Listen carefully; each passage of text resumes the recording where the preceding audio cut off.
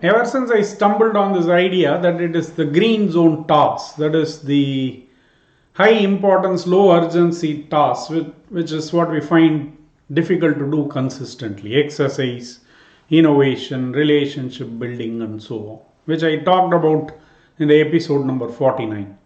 I wanted to take another crack at it.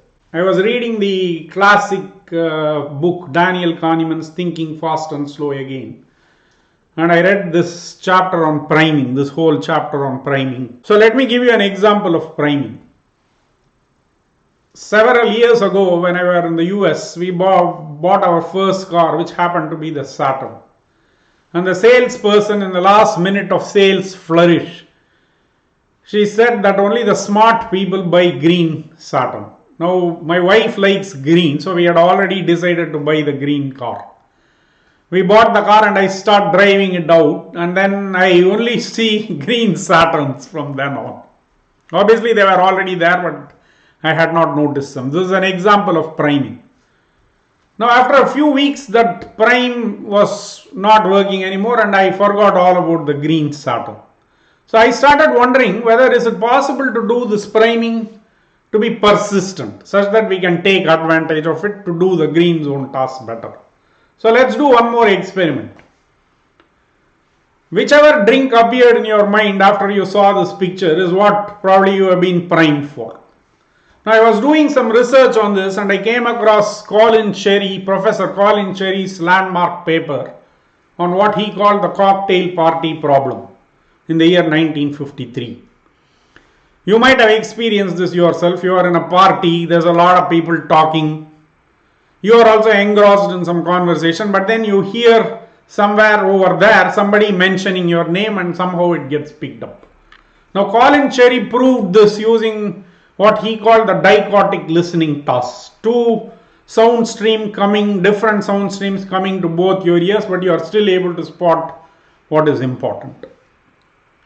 Now, I read several papers and I realized that maybe this particular component in the brain, which is called the reticular formation, it's not a single organ, it has multiple components throughout the brain, and it is in the brain stem, which is one of the lowest parts of the brain. It has two components, the ascending part and the descending part.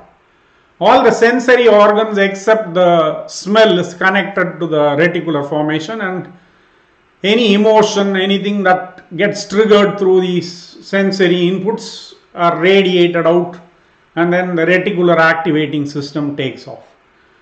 The reason why you wake up in the morning when your alarm clock rings, where you get into the state of arousal, is because of the RAS. So this is a very important thing, and you can think of the RAS as a filter.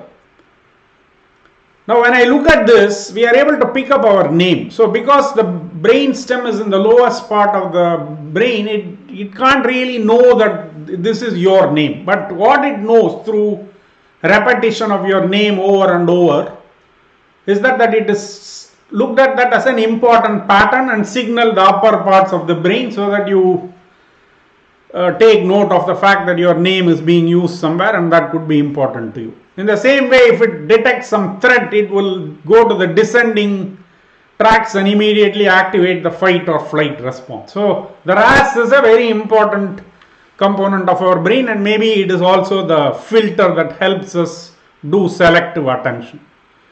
I read several papers and then I came across this interesting TED talk by Blaine Alkers, where he talks about his method, which he calls WIGJAIBA, which is an acronym standing for what you think about, you bring about. Now, people have talked about visualization, thinking about the same thing. And I wanted to see, maybe through my experience, is there some other way?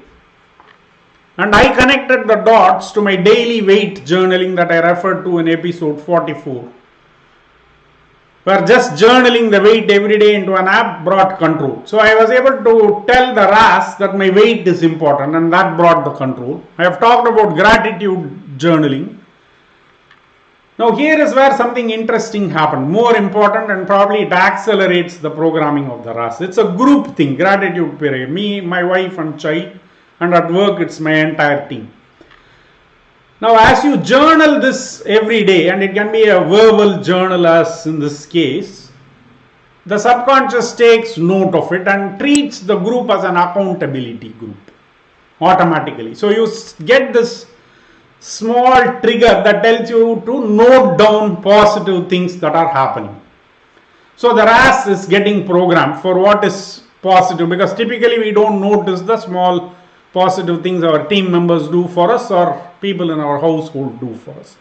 So there is something going on here. So I decided to experiment with what is called as a done list journal. So I published my done list to my group. I started in April with 110 tasks that month. By May, my productivity had already increased 30%, and I'm consistently doing that level of productivity with my key tasks. Again, my group is acting as the accountability group. This done list idea was covered by Kumaran and his daughter Gopika Kumaran, who actually started the done list journal. You can watch that Hypoha episode 4 on our channel.